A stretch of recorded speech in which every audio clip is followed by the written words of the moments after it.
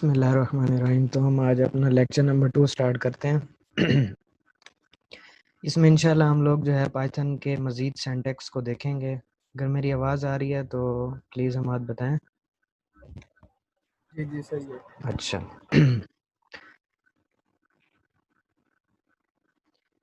Python basic syntax. तो Python में जो सबसे इम्पोर्टेंट चीज़ है पाइथन के सिंटैक्स में, तो इसके अंदर इंडेंटेशन बहुत ज़्यादा इम्पोर्टेंट होती है और मैटर करती है। Indentation refers to the spaces at the beginning of a code line, where in other programming languages the indentation in the code is for readability only. The indentation in Python is very important. जैसे आप लोग और code देखते हैं, जैसे side पे आपके पास code show हो रहा है, जैसे ये सी प्लस प्लस का कोड है, तो इसके अंदर जो इंडेंटेशन देते हैं हम लोग, वो बेसिकली सिर्फ हमारी रीडेबिलिटी के लिए होता है, जबकि जो ब्रैकेट्स होती हैं वो हमें बता रही होती हैं कि ये पोर्शन ऑफ कोड जो है इस कंडीशन के साथ है। ठीक है, यहाँ पे ब्रैकेट्स होती हैं। तो पाइथन के अंदर ये ब्रैकेट्स नहीं है, जबकि यहाँ पे हम लोग इंडेंटेशन से काम लेते हैं, वो मैटर करता है। अगर इंडेंटेशन आपने प्रॉपरली नहीं दी तो कोड जो है उसको कंसीडर नहीं करता कि ये इस कंडीशन के साथ है। आगे देखते हैं इसको। Python uses indentation to indicate a block of code. उस सेक्शन को जो है वो कंसीडर कर रहा होता है। Python will give you an error if you skip the indentation, जैसे मैंने बताया। अब ये एग्जांपल देखते हैं, ये पाइथन कोड है जिसके अंदर हम लोगों ने कंडीशन के बाद अपना रिजल्ट लिखा हुआ है, और ये रिजल्ट जो है ये थोड़ी इंडेंटेशन दी हुई है। अब इसी के सेम इंडेंटेशन के साथ जो जो कुछ मैं मेंशन करता जाऊंगा ये इस इफ में आती जाएगी। अगर तो मैं इसकी इंडेंटेशन फॉलो नहीं करूंगा तो वो इसको इस इफ में कंसीडर नहीं करेगा। ठीक है।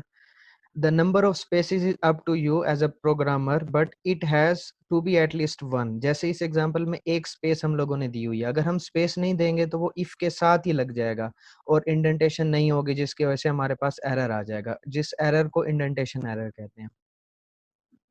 तो नेक्स्ट हम लोग प्रिंट स्टेटमेंट देखते हैं। प्रिंट स्टेटमेंट जो है वो आप लोगों को पहले आइडिया होगा, अगर आप लोगों ने और प्रोग्रामिंग लैंग्वेजेस पढ़ी हैं, तो ये स्क्रीन पे आउटपुट शो करने के लिए होता है। इसके अंदर ये बिल्ट इन फंक्शन है। प्रिंट का जो सिंटैक्स है, इसी तरह से आप प्रिंट लिखेंगे, साथ जो है ब्रैकेट्स में अपना जो कुछ आपने प्रिंट करवाना है वो ऑब्जेक्ट डाल देंगे। ठीक है।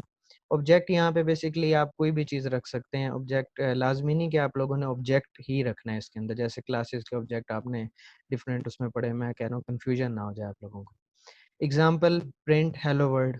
ठीक है, इस तरीके से अगर आप लोग लिखेंगे तो ये आपको हेलो वर्ल्ड का जो स्ट्रिंग है वो आउटपुट में शो कराएगा।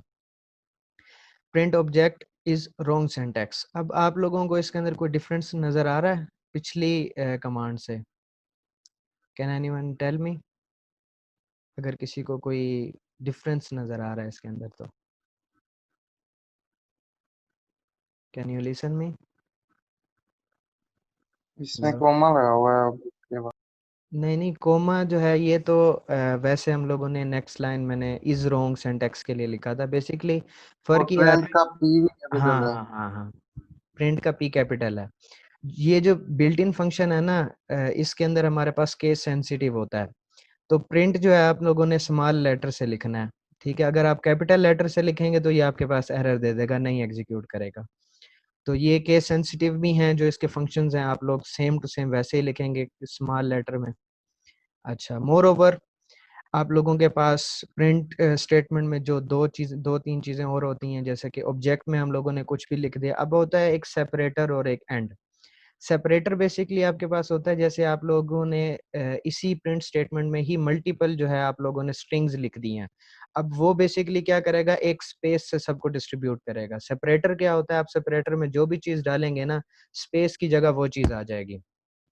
ठीक है। और जो एंड है, एंड में हमारे पास जैसे आप लोगों ने पढ़ा होगा बैक स्लैश टी या बैक स्लैश एन।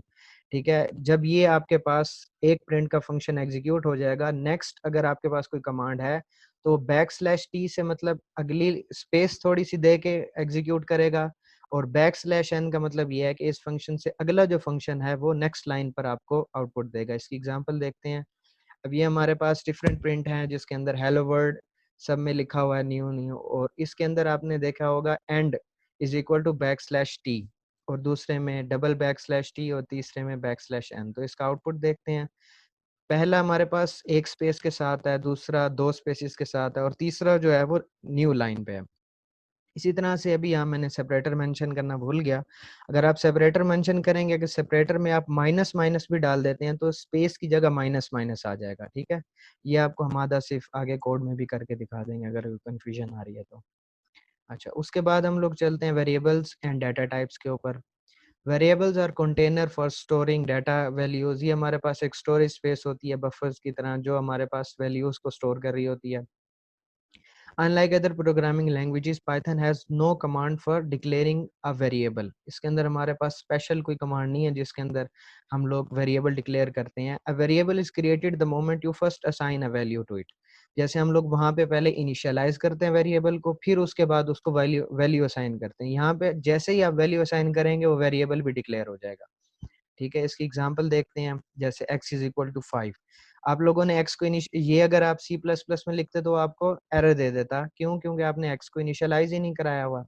लेकिन यहाँ पर आपको इनिशियलाइज कराने की कोई ज़रूरत नहीं है। x is equal to 5, y is equal to John, ठीक है।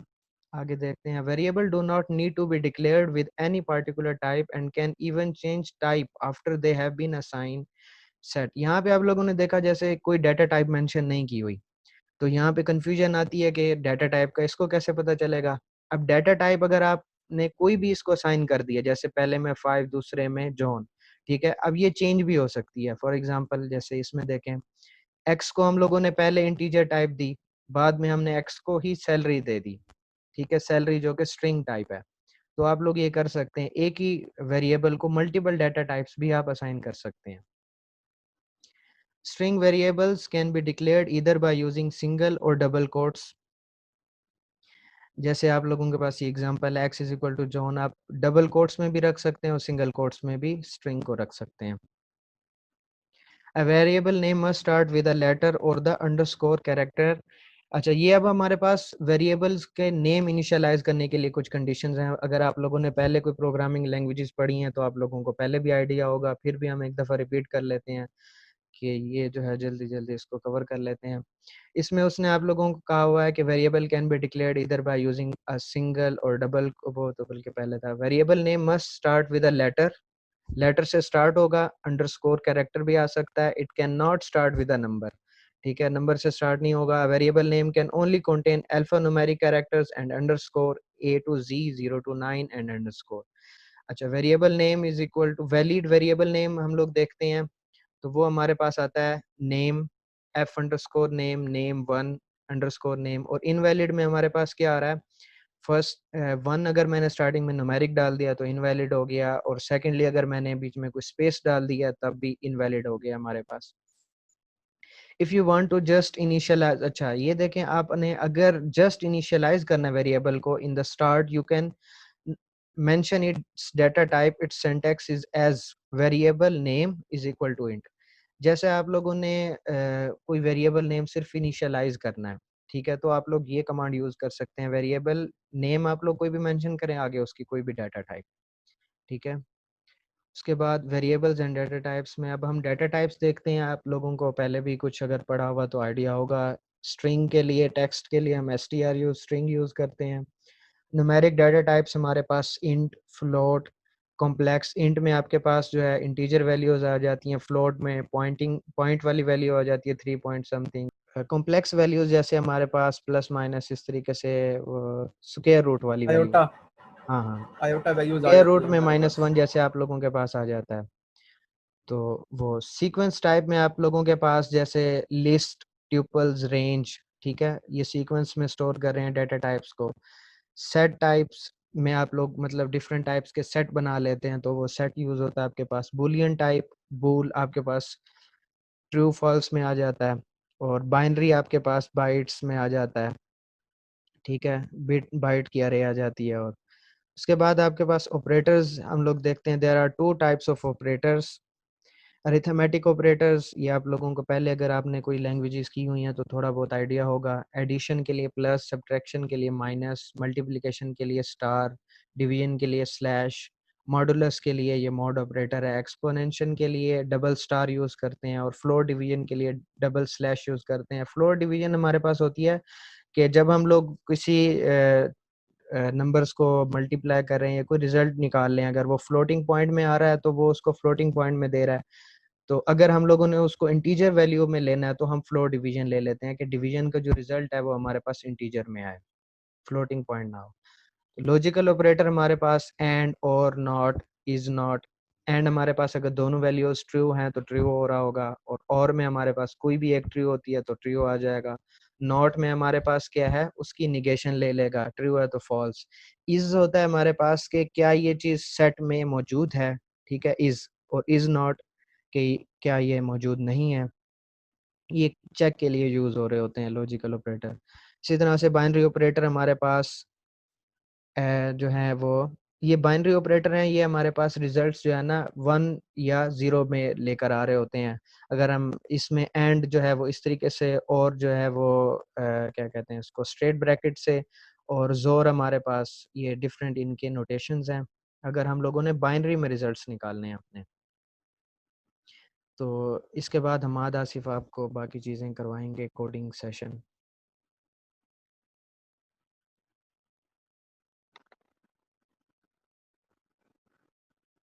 हमाद।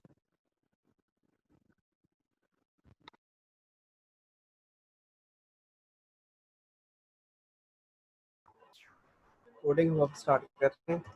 तो इसमें ये है कि जैसे मैंने कल वो आपको बताया था, किसी का कोई इशू तो नहीं आया कल? इंस्टॉलेशन किसी ने की हो, सेटअप किया हो अपने पीसी पर, या फिर कोई लॉगिन में इशू आया हो यहाँ पर कोलैब पर, है कोई? चलिए फिर यही यहीं से स्टार्ट करते हैं। सबसे पहले जैसे कि हम देखते हैं प्रिंट स्टेटमेंट्स। प्रिंट स्टेटमेंट मैंने यहाँ पर कल बताया था कि अगर हमने कोई स्ट्रिंग वगैरह अगर हमने कोई प्रिंट करवानी है तो हम यहाँ पर कर सकते हैं सीधा ही हेलो वर्ल्ड, तो ये हमें डायरेक्ट ही प्रिंट कर देगा। लेकिन अगर हम उसको यूज़ करें, अगर हम ये देखें कि यहाँ पर अगर मैंने जो सेकंड भी दे दिया है कि hello world in the class, तो वो यहाँ पर सेकंड वाला जो है वो प्रिंट करेगा, फर्स्ट नहीं करेगा। तो इसके लिए हम क्या करते हैं, जैसे हम प्रिंट स्टेटमेंट यूज़ करते हैं, तो यहाँ पर मैंने लिखा हेलो वर्ल्ड,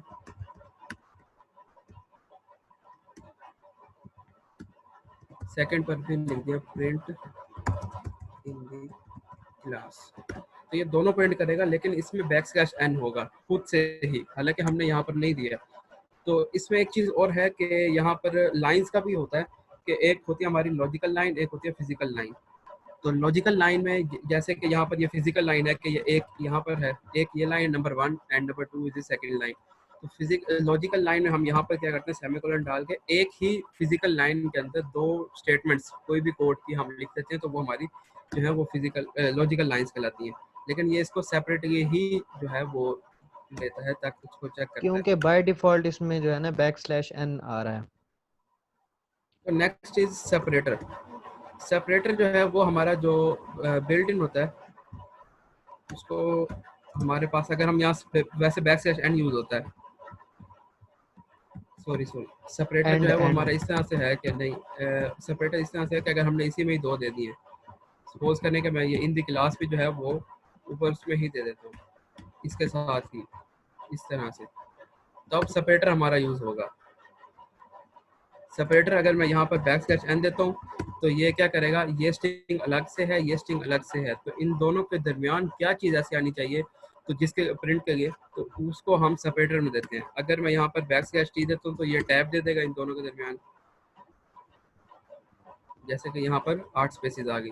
और \n से सेकंड लाइन जैसे हमने देखा, और डबल \/ से क्या करेगा, वो एक सिंगल \/ डाल देगा। सेपरेटर हमारा इसीलिए यूज होता है कि अगर हमने दो, क्योंकि हम हमारे यहाँ पर कोई लिमिट नहीं है कि हम एक प्रिंट में एक स्टेटमेंट दें या फिर एक से ज़्यादा देते हैं। ऑन टुडेज डेट इज 6 जून, तो ये हम 3 भी दिए और मैंने सब के सेपरेटर में वो क्या करेगा कि \/ दे देगा। हम इसको इसी तरह से रखते हैं या स्पेस में रखते हैं। अच्छा हमाद, यहाँ पे कोई करेक्टर डाल के देखो, स्टैरिक वगैरह, तो वो सब में स्टैरिक प्रिंट कर देगा। ये सब में उसने स्टैरिक डाल दी, जो भी करेक्टर यहाँ पर आएगा उसने जो, क्योंकि हम यहाँ पर एस्केप सीक्वेंसेस यूज कर रहे हैं, जैसे \/ के साथ जितने भी आते हैं वो हमारे एस्केप सीक्वेंस होते हैं, तो वो इनको सेपरेट करने के लिए वही एस्केप सीक्वेंस ही यूज करेगा।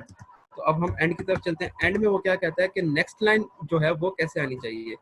नेक्स्ट लाइन जो हमारी पहले से होती है जो बिल्ट इन है वो बैक स्लैश एन है, इसको हम देते हैं स्पेस। जैसे कि यहाँ पर मैंने सेपरेटर को हटा दें फिर हम, वो फिर एक ही बात हो जाएगी। नहीं ठीक है। अच्छा इन द क्लास अगर मैं एंड पहले ख़त्म करते हैं तो हम यहाँ देखते हैं तो ये हमारे पास नेक्स्ट लाइन में शो हो रहा है क्योंकि बिल्ट इन ही बैक स्लैश एन है। मैंने एंड दे दिया कि इस जो ये स्ट्रिंग है इस स्ट्रिंग के प्रिंट होने के बाद क्या आना चाहिए, वो मैं अगर स्पेस दे देता हूँ तो ये स्पेस के साथ ही इसको एंड करके और नेक्स्ट भी इसी लाइन में एक ही लाइन में उसने शो करवा दिया। क्यों?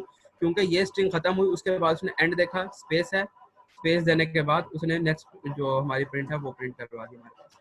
ये हमारी प्रिंट स्टेटमेंट है जो कि हम क्योंकि इनपुट आउटपुट है तो हम उसके आउटपुट के लिए यूज़ करेंगे। और ये जो हमारा प्रिंट है ये यूँ समझेंगे जिस टाइम हम अगर हम C++ में देखें जो हम कंसोल में काम कर रहे होते हैं तो उसी तरह से यहाँ पर ये कंसोल का आउटपुट है उस तरह से आएगी, क्योंकि जब हम इसको ही रन करेंगे अपने पीसी के ऊपर वो भी हमारे पास कंसोल के ऊपर ही रन होगा। सेपरेटर जो है मेरे ख्याल में प्रिंट के अंदर जितनी भी कमांड्स होती हैं उनके दरमियान में डिस्टेंस के लिए यूज हो रहा है। जो एंड है वो नेक्स्ट जो लाइन का हमारा प्रिंट है उसके दरमियान में क्या करना है उसको, वो बाय डिफॉल्ट \n होता है। तो इसके बाद हम इनपुट देख लेते हैं। सपोज के x is equal to input की जो है वो इनपुट हमारे पास यही फंक्शन है, इनपुट फंक्शन है सीधा सीधा। और हम यहाँ पर अगर हमने कोई चीज़ प्रिंट करवानी है, सपोज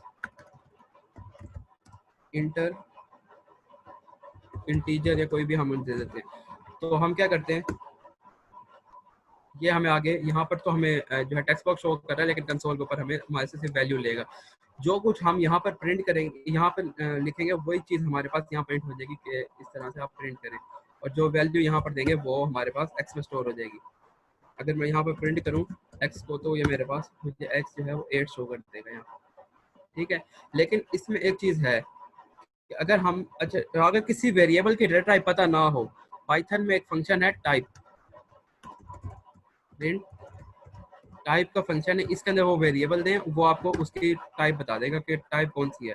अभी ये स्ट्रिंग है क्योंकि इनपुट से जितने भी हम इनपुट्स लेते हैं वो सारी स्ट्रिंग टाइप होती हैं।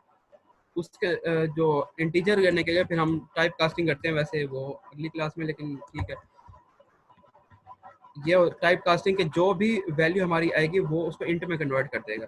अगर यहाँ पर हम देखें अब मैं अगर 8 इसको दूंगा ये मुझे इंटीजर शो करेगा ना कि स्ट्रिंग शो करेगा, क्योंकि अब ये चीज़ आपने जहन में रखनी है क्योंकि ये काफ़ी इशू आ जाता है। जब हम इनपुट ले रहे होते हैं वैल्यू बेशक हम इंटीजर दे रहे हैं लेकिन जो है हमारे पास जो उसकी टाइप बन रही होती है वो स्ट्रिंग बन रही होती है, चाहे हम कोई भी वैल्यू दें वो हमेशा स्ट्रिंग में ही कन्वर्ट होगी। उसके लिए फिर हम टाइप कास्टिंग यूज़ करते हैं ताकि हम उसको अपनी डिज़ायर्ड डाटा टाइप है उसके अंदर हम ले सकें।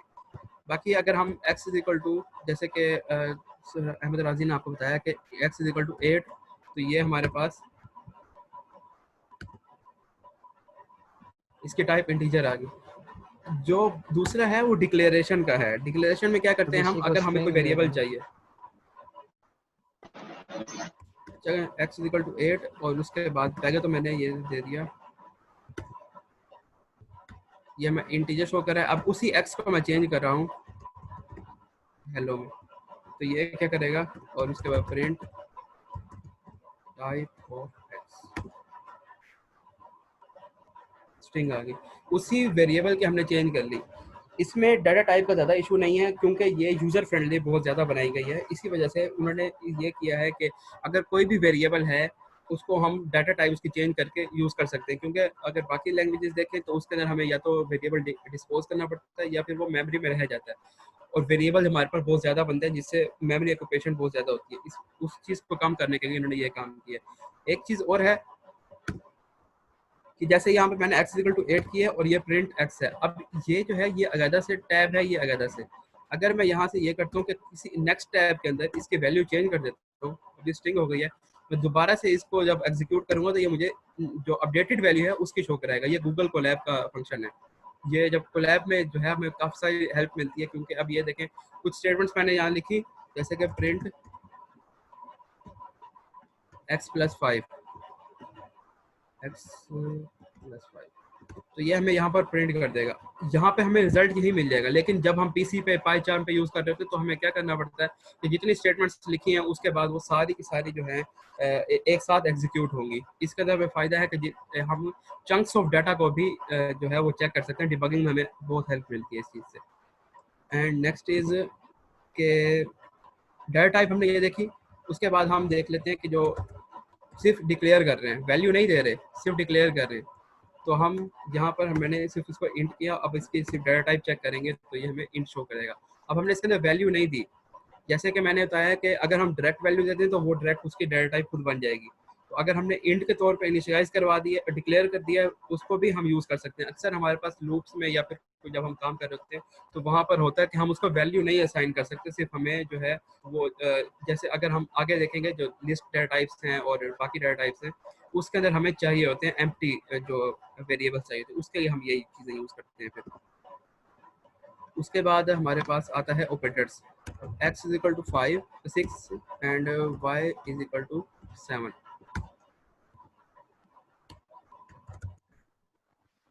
हमारे पास जो ऑपरेटर्स हैं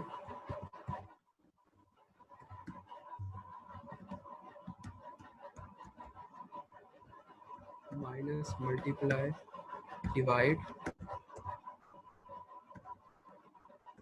फ्लोर डिवाइड एंड एक्सपोनेंट। अब इसमें क्या है, एडिशन, सब्ट्रैक्शन, मल्टीप्लिकेशन, डिवीजन, ये तो आम जो चलती है हमारे पास, बाकी लैंग्वेजेस में भी यही होती है। ये जो है हमारे पास फ्लोर डिवाइड, डबल स्लैश, इसमें क्या होता है कि जो क्योंकि हमारा जो आंसर आएगा, अगर हम आंसर देखें तो ये हमारे पास सबसे पहले जो डिवाइड का आंसर आया, अगर एक मिनट लगा दूँ, एडिशन,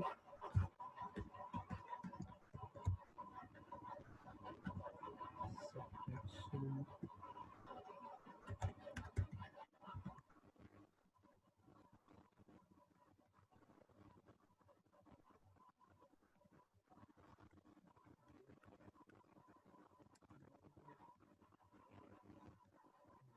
हमारा एक्सपोनेंट कहते हैं या फिर हम इसको कहते हैं पावर।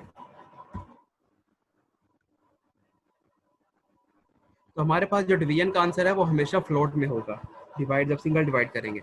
और जब हम फ्लोट डिवाइड करते हैं तो उसका मतलब ये होता है कि हमारे पास आंसर जो है वो इंटीजर में आएगा। तो इंटीजर में आने का क्या मतलब है कि अगर ये 0.8 है तो इसको इसने राउंड अबाउट नहीं करना, इसने सिर्फ और सिर्फ हमारे पास जीरो जो हमारे पास ऊपर की वैल्यू होगी, जैसे कि अगर हम ये कहें कि हम 1.5 जैसे कहते हैं तो 5 पॉइंट के बाद 5 से वैल्यू ऊपर आ गई तो ये टोटल ये जो है वो 2 बनना चाहिए जब हम राउंड अबाउट करते हैं, लेकिन इसने राउंड अबाउट नहीं करना, इसलिए सिर्फ हमें ऊपर फ्लोर की वैल्यू दे देनी है। फ्लोर डिवाइड इसके यूज होता है। नेक्स्ट इज ये है पावर फंक्शन, डबल स्टेरिक। इसमें क्या होगा, x raise to power 0, oh sorry y। जैसे अगर मैं यहाँ पर कर दूँ 2 रेज टू पावर, यहाँ पर अगर मैं 3 कर दूँ तो इसका आंसर हमारे पास 2 रेज टू पावर 3 जो है वो हमारे पास 8 होता है। तो ये हमारे पास। Next is logical operator. एक चीज और है इसमें, है बिट वाइज ऑपरेटर्स भी हैं। बिट वाइज ऑपरेटर्स में आते हैं वो हमारे बिट्स को कैलकुलेट करते हैं। जैसे कि अगर हम कहें x is equal to 0, y is equal to 1,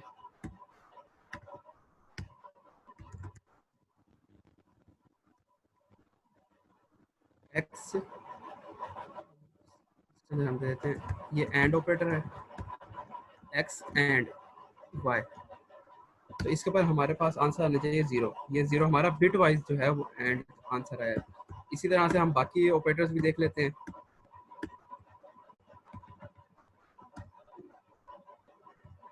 और नो,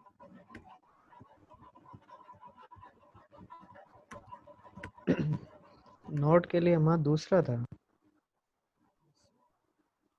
नो के लिए टैब से ऊपर वाला जो है। ठीक है, उनने मुझे याद आ गया, ये हमारे पास टिल्ट का साइन है, तो इसमें हमारे पास अगर हम यहाँ पर देखें, क्योंकि यहाँ पर ये y की जो है वो इंट जो टाइप है, x की टाइप सॉरी, वो हमारे पास इंटीजर ले रहा है, इसलिए इसने -1 दे दिया। इंटीजर के अंदर जब 0 होता है इसका मतलब ये है कि वो फॉल्स है, अगर 0 के अलावा कोई भी वैल्यू आ गई तो वो ट्रू गिनी जाती है। उस तरह से इसने -1 जो है वो हमारे पास ट्रू के तौर पे यहाँ पर दे दिया।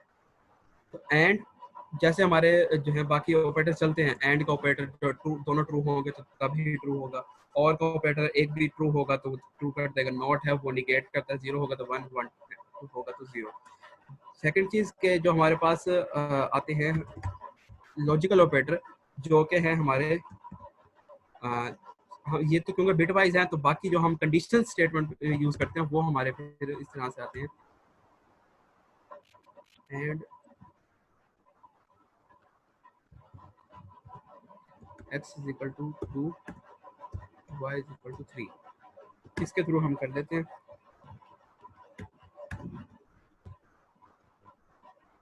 x and y,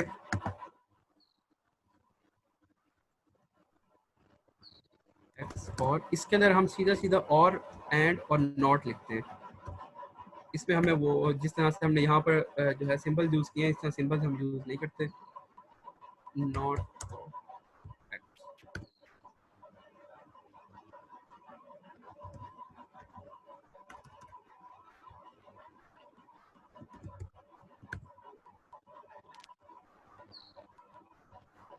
जैसे कि मैंने आपको बताया था कि जो हमारा नॉट ऑपरेटर है ये तो उसी तरह से चलेगा कि अगर हमारा जो है वो जीरो है तो फॉल्स है, वरना जो भी वैल्यू आ गई इंटीजर में वो हमारा ट्रू कंसीडर होता है। उसी तरह से यहाँ पर अगर देखें हमने वो क्योंकि ट्रू था तो इसने ट्रू उसको लिया और उसको निगेशन उसकी फॉल्स कर दी है।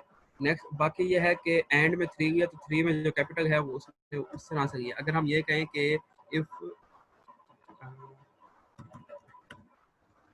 क्योंकि वो इफ स्टेटमेंट में है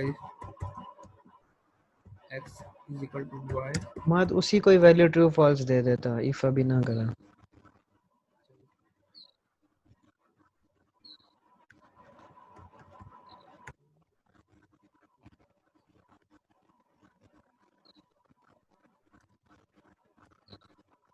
ये हमारे जो ऑपरेटर्स हैं इसी से ही आ जाएगा x, क्योंकि ये दोनों ट्रू नहीं है इस वजह से एंड का रिजल्ट फॉल्स है, और का ट्रू है क्योंकि एक ट्रू है, और फॉल्स जैसे कि x ट्रू है तो उसकी नेगेशन फॉल्स हो गई। नेक्स्ट कौन सा ऑपरेटर है क्या,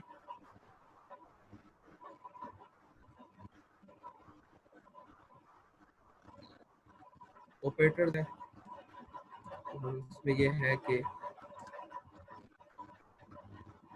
बस आज का इतना ही था। अच्छा हमाद इससे इसको कोई सेव कंफ्यूजन कर है लें, इस फाइल को भी सेव ठीक कर है, लें, वो शेयर ये कर मिल देंगे। जाएगी।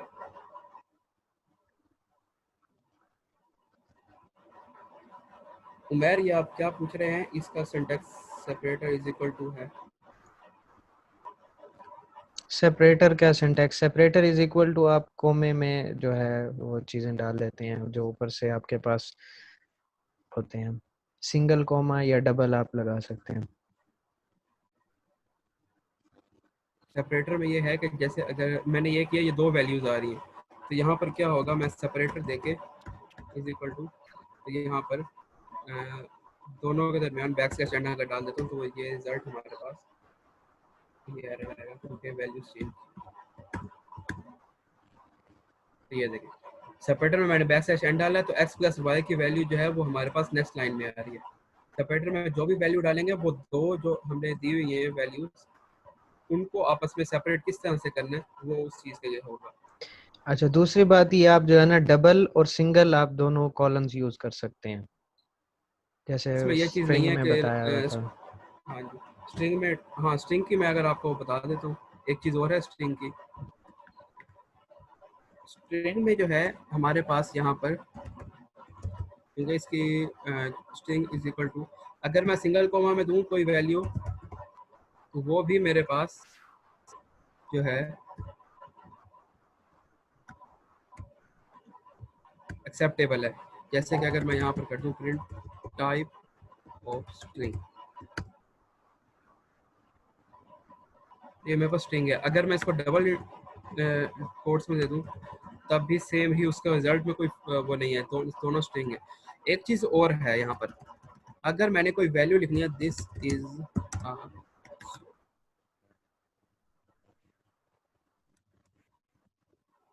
पैराग्राफ, नेक्स्ट लाइन पे आता हूँ मैं, एंड इट इज गोइंग।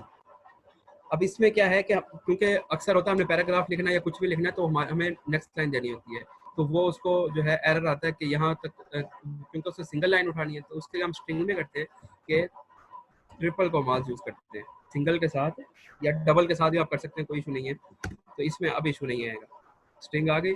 अगर मैं इसको जो है वो डबल के साथ, डबल कॉमास के साथ कर दूं, लेकिन उसको भी यही है कि हमें 3 देने होंगे, तो ये सेम आएगा। और इसका जो है इस तरह से हम नेक्स्ट लाइन में करके भी लिख सकते हैं स्ट्रिंग में। अच्छा, इसके बाद वो नॉट को कह रहे हैं एक दफ़ा दोबारा उसको करा दो। नॉट ऑपरेशन किसका? एक लॉजिकल का है और एक दूसरा है। उसके लिए तो दूसरा ऑपरेटर है ना, ये नॉट उसका है मेरे ख्याल में। नॉट ऑपरेटर जो है उसका मैंने जैसे कि बताया है कि यहाँ पर एक काम करते हैं, आपको ट्रू फॉल्स के सेंस में ही बता देते हैं। यहाँ पर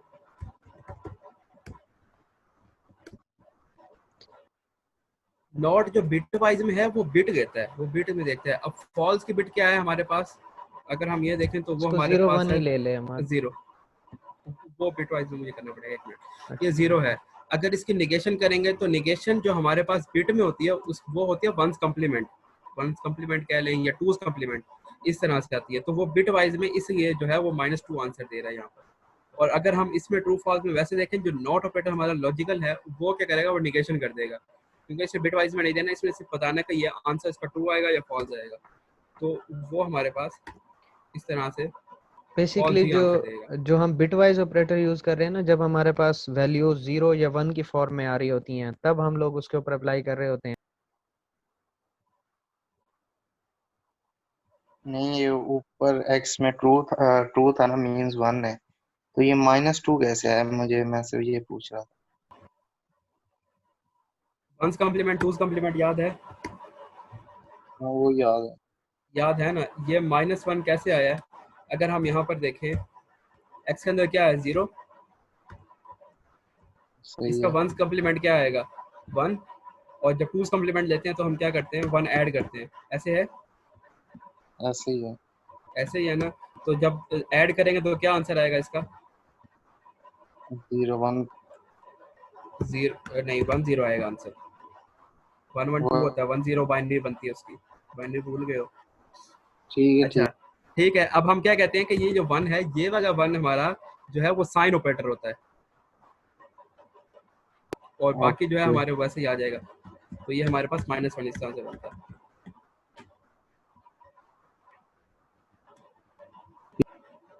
और किसी का कोई क्वेश्चन हो?